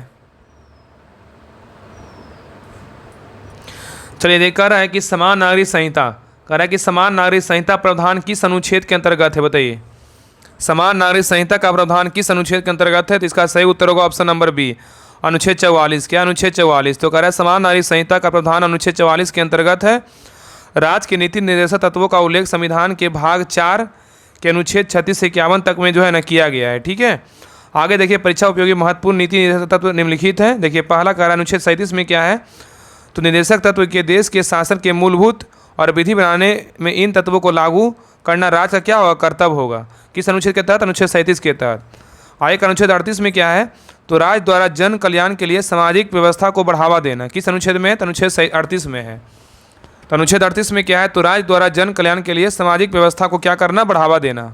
आगे कह रहा है अनुच्छेद 39 के ए में क्या है, तो समान न्यायिक एवं निःशुल्क विधिक सहायता जो है किस अनुच्छेद में है, तो अनुच्छेद कितना है, तो अनुच्छेद 39 का ए में, याद रखिए। तो याद रखिएगा कि समान न्याय एवं निःशुल्क विधि कानूनी सहायता बोलेगा तो किस अनुच्छेद में, अनुच्छेद 39 का ए में है। अनुच्छेद 40 में क्या है, तो ग्राम पंचायतों का क्या है, संगठन है। अनुच्छेद 41 में क्या है, तो कुछ मामलों में काम का अधिकार, शिक्षा का अधिकार तथा सामाजिक सहायता है, सार्वजनिक सहायता है। तो कुछ मामलों में काम करने का अधिकार, शिक्षा का अधिकार, सार्वजनिक सहायता का अनुच्छेद किस अनुच्छेद में वर्णन है, तो अनुच्छेद 41 में है। नेक्स्ट है अनुच्छेद 42 में क्या है, तो नियोजित एवं मानवीय कार्यदशाओं का मातृत्व सहायता के लिए प्रावधान बोलेगा तो किस अनुच्छेद में, अनुच्छेद 42 में है।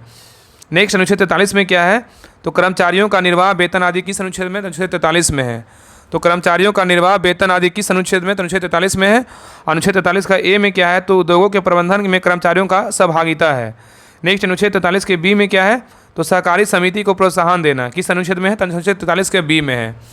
नेक्स्ट अनुच्छेद 45 में क्या है, तो बाल पान पूर्व देखभाल तथा 6 वर्ष से कम आयु के बच्चों की शिक्षा देना। ठीक है, तो बाल पान पूर्व देखभाल तथा 6 वर्ष से कम आयु के बच्चों को शिक्षा देना किस अनुच्छेद में, अनुच्छेद 45 में है। अनुच्छेद 46 में क्या है, तो अनुसूचित जनजाति एवं जो है ना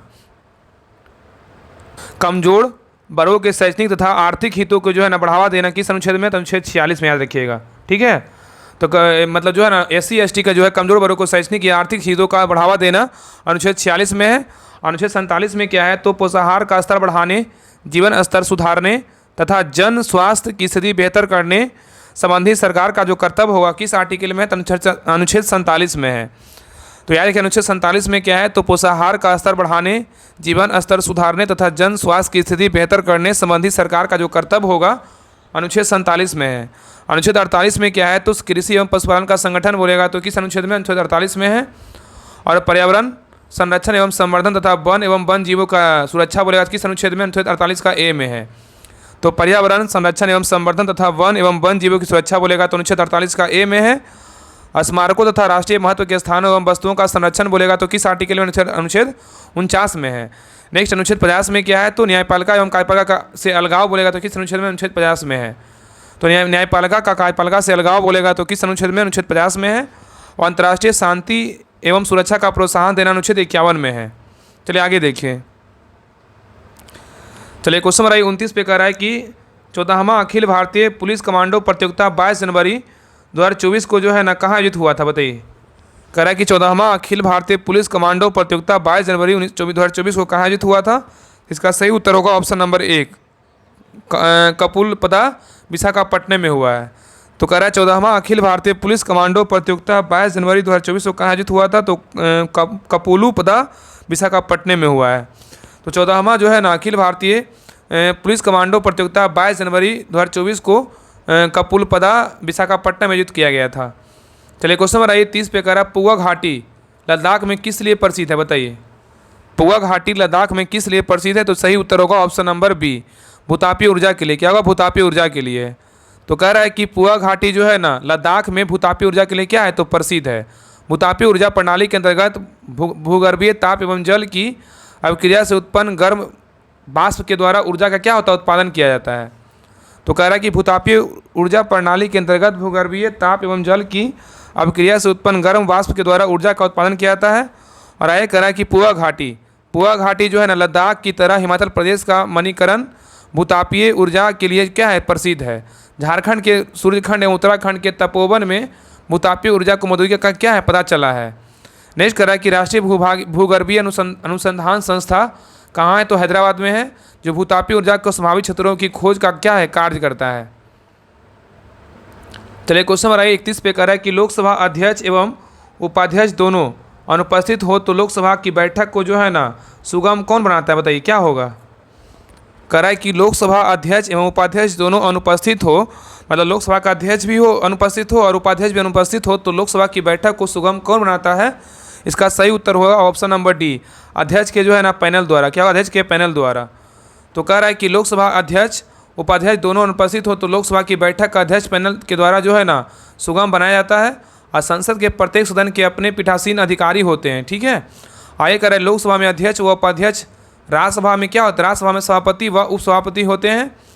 आगे कह रहा है कि इसके अलावा लोकसभा में सभापति का पैनल व राज्यसभा में उपसभापति का पैनल भी नियुक्त किया जाता है। तो इसके अलावा कह रहा है कि लोकसभा में सभापति का पैनल व राज्यसभा में उपसभापति का पैनल भी नियुक्त किया जाता है। अर्थात जब लोकसभा अध्यक्ष एवं उपाध्यक्ष दोनों अनुपस्थित हो तो लोकसभा के सभापति पैनल में शामिल लोकसभा के सदस्य द्वारा लोकसभा की बैठक को संचालित किया जाता है। इसी तरह जब राज्यसभा में सभापति व उपसभापति दोनों अनुपस्थित हो तो राज्यसभा के उपसभापति पैनल में शामिल राज्यसभा के सदस्य द्वारा राज्यसभा की बैठक को क्या किया, संचालित किया जाता है। ठीक है, याद रखिएगा। चलिए आगे आइए।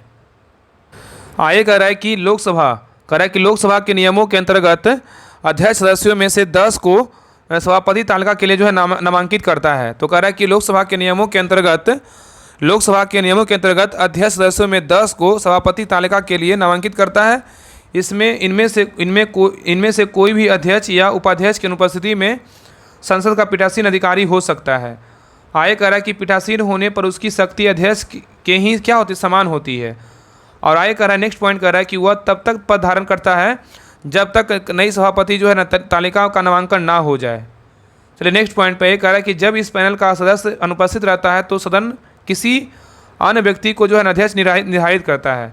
उल्लेखनीय है कि जब अध्यक्ष या उपाध्यक्ष पद रिक्त हो तो सभापति तालिका पैनल का सदस्य का पीठासीन अधिकारी नहीं हो सकता है। नेक्स्ट कह रहा है कि इस अवधि के लिए अध्यक्ष के कर्तव्य का निर्वाह वह व्यक्ति करेगा जिसे राष्ट्रपति ने नियुक्त किया हो। ठीक है, याद रखिएगा। चलिए क्वेश्चन नंबर 32 पे कह रहा है लोकसभा अध्यक्ष, कह रहा है कि लोकसभा अध्यक्ष के चुनाव की तिथि किसके द्वारा जो है ना घोषित किया जाता है, बताइए क्या होगा। लोकसभा अध्यक्ष के चुनाव की तिथि किसके द्वारा घोषित किया जाता है, जिसका सही उत्तर होगा ऑप्शन नंबर सी, राष्ट्रपति के द्वारा। तो कह रहा है कि लोकसभा अध्यक्ष जो है कि चुनाव की तिथि राष्ट्रपति द्वारा घोषित किया जाता है। और आगे कह रहा है कि नवगठित संसद ने के पहली बैठक के पश्चात उपस्थित सदस्यों के बीच अध्यक्ष का जो है ना चुनाव किया जाता है। राष्ट्रपति लोकसभा अध्यक्ष के चुनाव की तारीख निर्धारित करते हैं और आमतौर पर अध्यक्ष लोकसभा के जीवन काल तक पद धारण करता है। हालांकि उसका पद निम्नलिखित में 3 मामलों में इससे पहले भी समाप्त हो सकता है। ठीक है, पहला क्या है, यदि वह सदन का सदस्य नहीं रहता है, और दूसरा क्या, यदि वह उपाध्यक्ष को सम्मिलित करने और हस्ताक्षर सहित लेख द्वारा पद त्याग करे, और तीसरा क्या कर रहा है कि यदि लोकसभा के तत्कालीन समस्त बहुमत यानी प्रभावी बहुमत से पारित संकल्प द्वारा इसके पद से क्या हटाए। ठीक है, याद रखिएगा। आगे कह रहा है कि हालांकि ऐसा संकल्प तब तक प्रस्तावित नहीं किया जाएगा जब तक कि इसे संकल्प को जो है ना प्रस्तावित करने के आस की कम से कम 14 दिन जो है ना पूर्व सूचना ना दे दी गई हो। ठीक है, याद रखिएगा। आगे कह रहा है कि जब अध्यक्ष को हटाने के लिए संकल्प विचाराधीन है तो अध्यक्ष जो है ना पीठासीन नहीं होगा, किंतु उसे लोकसभा में बोलने और उसकी कार्यवाही में भाग लेने का अधिकार क्या है, होगा। ऐसी स्थिति में उसे मत देने का अधिकार होगा, परंतु मतों के बराबर होने की दशा में मत देने का अधिकार जो है ना नहीं होगा। ठीक है, चलिए क्वेश्चन नंबर 38-33 पे कह रहा है कि कोयला भंडार, कह रहा है कोयला भंडार में प्रथम राज्य कौन सा है, बताइए। कोयला भंडार में प्रथम राज्य कौन सा है, जिसका सही उत्तर होगा ऑप्शन नंबर सी, झारखंड है। क्या है, झारखंड। तो कोयला भंडारण में प्रथम राज्य बोलेगा तो झारखंड है, और कोयला के संचित भंडार का क्रम बोलेगा तो राज्यभार में क्या है, तो पहले हो जाएगा झारखंड, उसके बाद उड़ीसा, उसके बाद छत्तीसगढ़, उसके बाद पश्चिम बंगाल, उसके बाद क्या होगा, मध्य प्रदेश। ठीक है, याद रखिएगा। आगे कह रहा है कि भारत में कुल संचित भंडार का लगभग 99% कोयला गोंडवाना संरचना में पाया जाता है, जिसका निर्माण मुख्यतः कार्बोनिफेरस एवं पार्मियन काल में हुआ था। शेष कोयला टर्शियरी काल का है। गोंडवाना कोयला क्षेत्र दामोदर, सोन, महानदी, गोदावरी, पेंच आदि नदी घाटियों का जो है ना कोयला क्षेत्र है। टर्शियरी कोयला क्षेत्र बोल रहा है कि मेघालय, अरुणाचल प्रदेश, ऊपरी असम, जम्मू कश्मीर, कालीकट क्षेत्र है। ठीक है, याद रखिएगा। कोयला उत्पादन का क्रम बोलेगा तो राज्यभार में कौन सा है, तो कौन को देखिए छत्तीसगढ़ है, उसके बाद क्या है तो उड़ीसा है, उसके बाद झारखंड है, उसके बाद मध्य प्रदेश है, उसके बाद क्या है तेलंगाना है। चलिए क्वेश्चन नंबर 34 पे कह रहा है कि सोशल कॉन्ट्रैक्ट किसके द्वारा लिखा गया, बताइए। सोशल कॉन्ट्रैक्ट किसके द्वारा लिखा गया, तो उसका सही उत्तर होगा ऑप्शन नंबर 1, रूसो के द्वारा लिखा गया है। ये कह रहा है कि सोशल कॉन्ट्रैक्ट पुस्तक जो है रूसो के द्वारा लिखा गया है। रूसो ने अपनी प्रसिद्ध पुस्तक सोशल कॉन्ट्रैक्ट सामाजिक अनुवाद की रचना 1762 में किया। इसी में पुस्तक में यह प्रसिद्ध वाक्य जो है ना कहा गया है, मनुष्य स्वतंत्र पैदा होता है और वह सब जगह जंजीरों से क्या है, जकड़ा है। ये जो है रूसो के द्वारा जो है सोशल कॉन्ट्रैक्ट में क्या हुआ, लिखा गया है। और रूसो का पूरा नाम बोलेगा तो जाक रूसो था। ठीक है, और मॉन्टेस्क्यू फ्रांस का एक प्रसिद्ध राजनीतिक विचारक था। इसने शक्ति का पृथक्करण सिद्धांत दिया था, और इसका प्रसिद्ध पुस्तक बोलेगा तो द स्पिरिट ऑफ लव था, याद रखिएगा।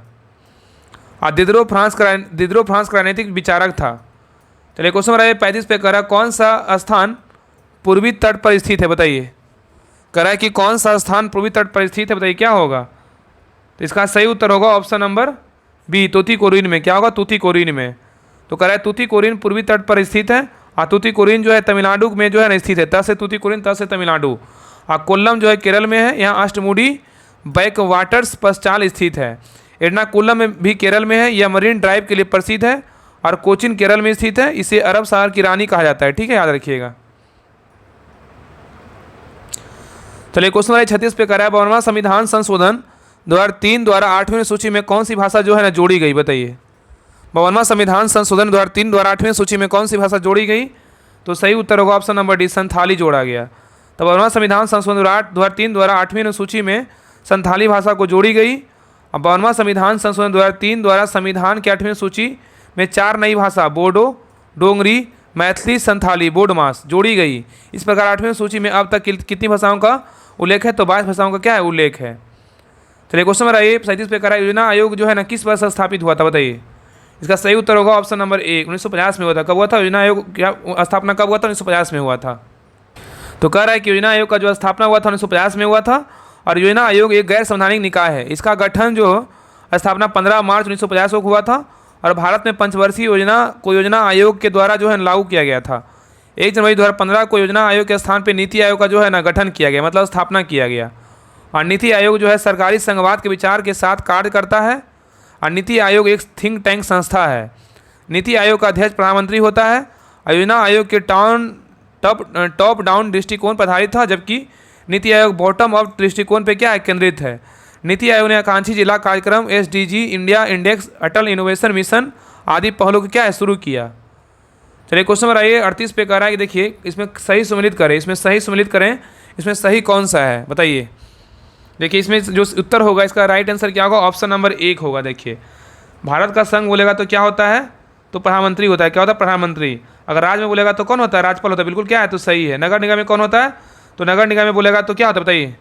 नगर निगम में बोलेगा तो क्या होता है, तो महापौर होता है। क्या होता है, महापौर। ग्राम पंचायत में बोलेगा तो सरपंच होता है, याद रखिएगा। तो भारत का संघ बोलेगा प्रधानमंत्री, राज्य में बोलेगा तो राज्यपाल होता है, नगर निगम में महापौर, और ग्राम पंचायत में बोलेगा तो सरपंच होता है। देखिए भारत का संघ बोलेगा तो प्रधानमंत्री, राज्य में बोलेगा तो कौन होता है, राज्यपाल होते हैं, नगर निगम में कौन होते हैं, तो महापौर होते हैं, ग्राम पंचायत में कौन होते हैं, सरपंच होते हैं। प्रधानमंत्री भारत में सरकार का वास्तविक प्रधान प्रमुख होता है, अर्थात प्रधानमंत्री सरकार का क्या होता है, प्रमुख होता है। अब भारत में संसदीय व्यवस्था लागू है, जिसमें राष्ट्रपति केवल नाम मात्र कार्यकारी प्रमुख होता है, अर्थात राष्ट्रपति राज्य जो है ना देश का क्या होता है, प्रमुख होता है। आगे कह रहा है अनुच्छेद 75 में वर्णित है, अनुच्छेद 75 में वर्णित है कि राष्ट्रपति प्रधानमंत्री की नियुक्ति करेगा। और नेक्स्ट कह रहा है कि प्रधानमंत्री को पद एवं गोपनीयता की शपथ राष्ट्रपति दिलवाता है, ठीक है। और राज्यपाल जो है राज्य का कार्यकारी प्रमुख, संवैधानिक प्रमुख होता है, और राज्यपाल केंद्र सरकार के प्रतिनिधित्व के रूप में जो है ना कार्य करता है। नेक्स्ट है अनुच्छेद 153 में जो है राज्यों के राज्यपाल का वर्णन है। तो राज्यों के राज्यपाल का वर्णन किस अनुच्छेद में, अनुच्छेद 153 में है। और नगर निगम शहरों में स्थानीय स्वशासन का सबसे ऊपरी स्तर होता है, ठीक है। तो नगर निगम शहरों में स्थानीय स्वशासन का सबसे ऊपरी स्तर होता है, इसके प्रमुख महापौर कहा जाता है। और 74वां संविधान संशोधन 1992 द्वारा शहरी स्थानीय स्वशासन को संवैधानिक जो है दर्जा दिया गया। फिर आगे देखिए कह रहा है कि ग्राम पंचायत गाँवों में स्थानीय स्वशासन संबंधित है, इसके प्रमुख सरपंच कहा जाता है।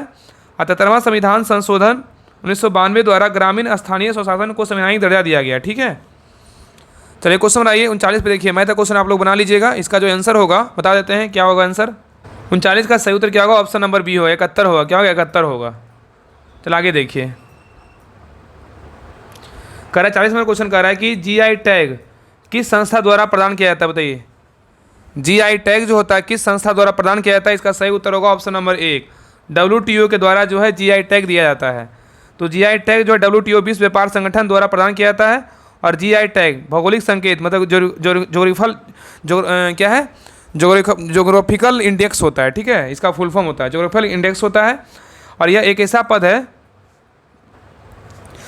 चिन्ह होता है जिसका उपयोग उन विशेष उत्पादों पर किया जाता है जो किसी विशिष्ट भौगोलिक स्थान पर या मूल से संबंधित होते हैं।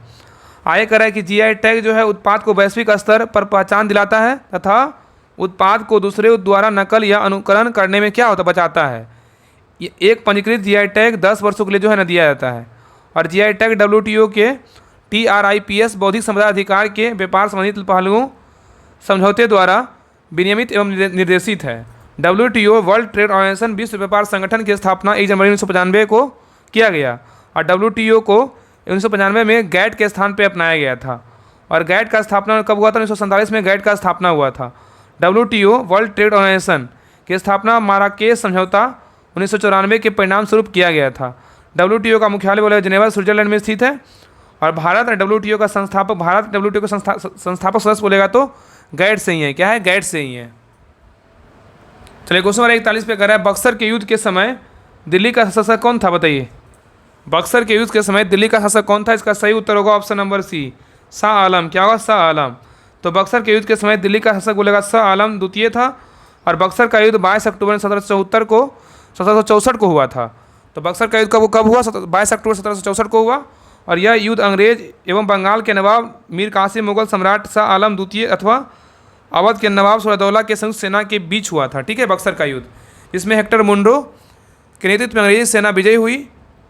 आगे कह रहा है कि बक्सर के युद्ध में बंगाल, बिहार, उड़ीसा पर कंपनी का जो है ना पुनः स्थापित कर दिया गया। तो कह रहा है कि बक्सर के युद्ध में बंगाल, बिहार एवं उड़ीसा पर कंपनी का पूर्ण प्रभुत्व स्थापित कर दिया। और बक्सर के युद्ध के समय बंगाल का गवर्नर कौन था, तो बेंसी टाट था, तथा दिल्ली मतलब भारत का नवाब शासक बोले शाह आलम द्वितीय था। मई 1765 में क्लाइव दूसरी बार बंगाल का गवर्नर बनकर आया और 12 अगस्त 1765 को रॉबर्ट क्लाइव ने मुगल बादशाह शाह आलम से इलाहाबाद की प्रथम जो है ना संधि किया था। 16 अगस्त 1765 को रॉबर्ट क्लाइव ने अवध पर नवाब सिराजदौला से इलाहाबाद की द्वितीय संधि किया था। तो 16 अगस्त 1765 को रॉबर्ट क्लाइव ने अवध के नवाब सिराजदौला से इलाहाबाद की द्वितीय संधि किया था, ठीक है, याद रखिएगा। चलिए आगे देखिए, कह रहा है 42 नंबर क्वेश्चन कह रहा है कि अध्यात्मक सरकार की विशेषता क्या है, बताइए। अध्यात्मक सरकार की विशेषता क्या है? इसमें जो है ना एक तरह से इसमें ऑप्शन में क्या होगा, इसमें दो आंसर होगा, क्या होगा, स्वतंत्र न्यायपालिका, स्वतंत्र कार्यपालिका, और क्या होगा, शक्ति विभाजन होगा। इसमें दोनों होगा, क्या होगा, बी और सी दोनों होगा। इसलिए देखिए स्टार्ट दिया हुआ, इसमें कथन बी और सी क्या है, दोनों सही है। अध्यात्मक सरकार की विशेषता शक्ति का विभाजन और स्वतंत्र कार्यपालिका होता है। अमेरिका में जो है ना अध्यक्षीय प्रणाली लागू है। आया कह रहा है कि भारत में संसदीय प्रणाली लागू है, जिसे ब्रिटेन से अपनाया गया है। संसदीय प्रणाली कहाँ से लिया गया, तो ब्रिटेन से लिया गया है। और संसदीय व्यवस्था में कार्यपालिका अपनी नीतियों एवं कार्यों के लिए विधायिका के प्रति क्या होता है, उत्तरदायी होती है। आय कर अध्यक्षीय शासन व्यवस्था, राष्ट्रपति की शासन वाली व्यवस्था, सरकार के कार्यपालिका अपनी नीतियों एवं कार्यों के लिए विधायिका के प्रति क्या होता है, उत्तरदायी नहीं होता है। नेक्स्ट कह रहा है कि संसदीय सरकार को कैबिनेट सरकार या उत्तरदायी सरकार कहा जाता है। यह ब्रिटेन, भारत, जापान, कनाडा आदि में क्या है, प्रचलित है। तो कह रहा है संसदीय सरकार को कैबिनेट सरकार या उत्तरदायी सरकार कहा जाता है। यह ब्रिटेन, भारत, जापान, कनाडा आदि में क्या है, तो प्रचलित है। आगे कह रहा है अध्यक्षीय सरकार को गैर उत्तरदायी या निश्चित सरकारी व्यवस्था भी कहा जाता है, और यह अमेरिका, ब्राज़ील, रूस, श्रीलंका आदि में क्या है, देशों में प्रचलित है। तो आगे देखिए 43 नंबर रीजनिंग क्वेश्चन है। पुलिस को जो है ना ECILOP कहा जाता है, तो राइटर को जो है ना क्या कहा जाएगा, किसे मतलब लिखा जाएगा। इसका सही उत्तर क्या होगा, ऑप्शन नंबर डी हो जाएगा। चलिए आगे को देखिए, ये भी रीजनिंग क्वेश्चन है, आकृति को पूरा करना है। चलिए आगे आइए।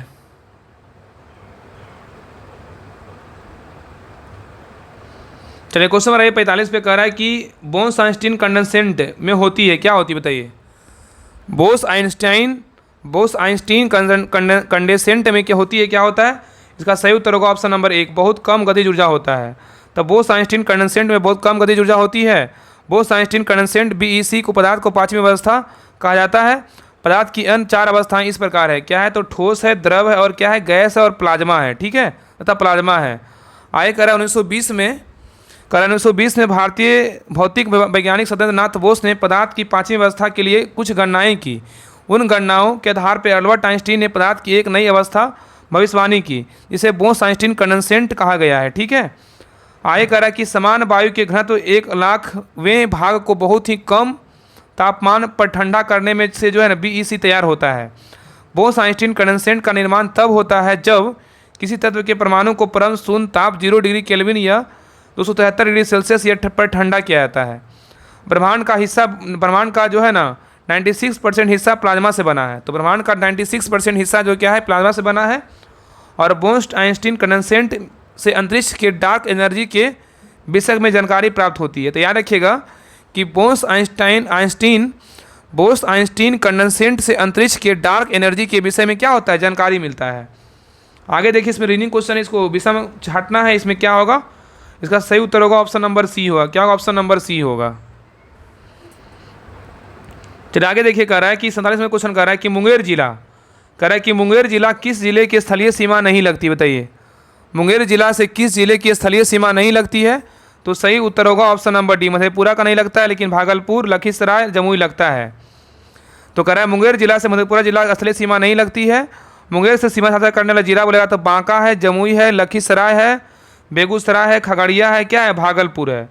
तो मुंगेर से सीमा साझा करने वाला जिला बांका, जमुई, लखीसराय, बेगूसराय, खगड़िया और भागलपुर है। मुंगेर से पुरा पाषाण एवं मध्य पाषाण काल के छोटे उपकरण प्राप्त हुए हैं, ठीक है, याद रखिएगा। आगे कह रहा है कि बिहार भारत के पूर्व में स्थित एक राज्य है। बिहार का नाम बौद्ध बिहारों की अधिकता के कारण पड़ा है। बिहार के उत्तर में नेपाल, दक्षिण में झारखंड, पूर्व में पश्चिम बंगाल और पश्चिम में क्या, उत्तर प्रदेश है। तो बिहार का जो मैप है, बिहार के उत्तर में क्या है, नेपाल है, दक्षिण में झारखंड है, पूर्व में पश्चिम बंगाल है, पश्चिम में क्या उत्तर प्रदेश है। अब बिहार में कुल 9 प्रमंडल है, इसके ऊपर भी देखे थे, और जिला बोलेगा तो 38 जिले हैं। और बिहार का स्थापना 22 मार्च को हुआ था, और बिहार का जो है ना स्थापना दिवस 22 मार्च को मनाते हैं, 22 मार्च को। और बिहार एक क्या है, भू आबद्ध मतलब लैंड लॉक्ड राज्य है, याद रखिए, ठीक है, भू आबद्ध राज्य है।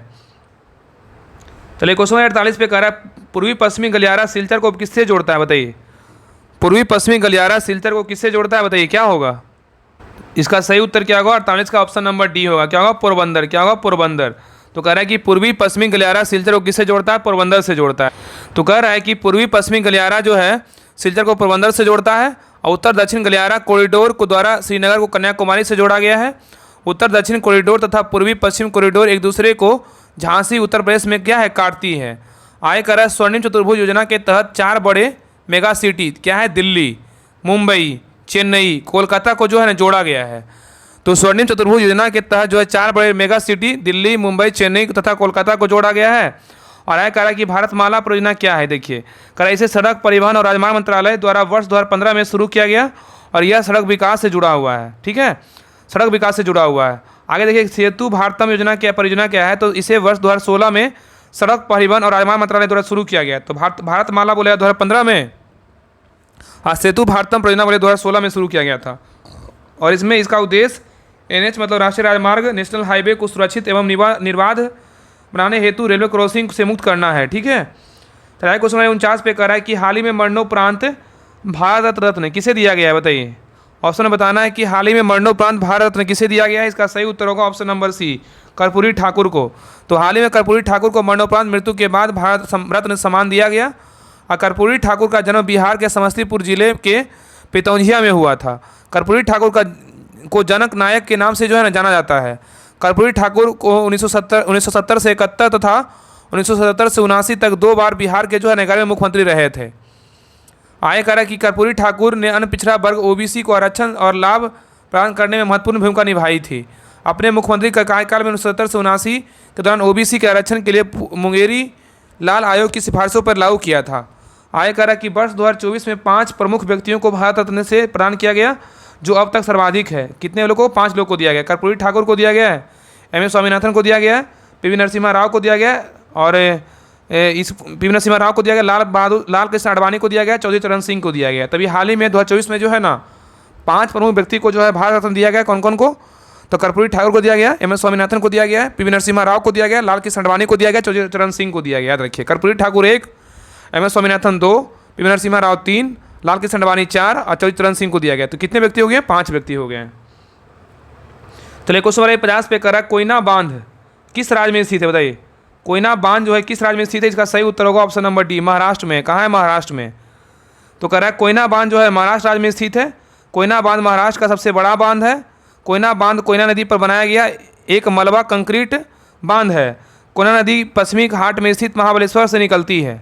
तो कोयना बांध कोयना नदी पर बनाया गया है, और यह मलबा कंक्रीट बांध है जो कोयना नदी के पश्चिमी घाट में स्थित महाबलेश्वर से निकलती है। कोयना जो है ना, कोयना कृष्णा की सहायक नदी है, याद रखिएगा। और कोयना बांध जल विद्युत परियोजना के लिए प्रसिद्ध है, याद रखिएगा। कोयना बांध किसके लिए प्रसिद्ध है, जल विद्युत परियोजना के लिए क्या है, तो प्रसिद्ध है। तो ये क्वेश्चन नंबर था 50 तक कंप्लीट कर लिए हैं। अगले क्लास में जो 51 और क्वेश्चन से पूरा जो है ना सारा खत्म कर लेंगे, ठीक है। तो सब क्लास कैसा चला कमेंट में जरूर बताइएगा।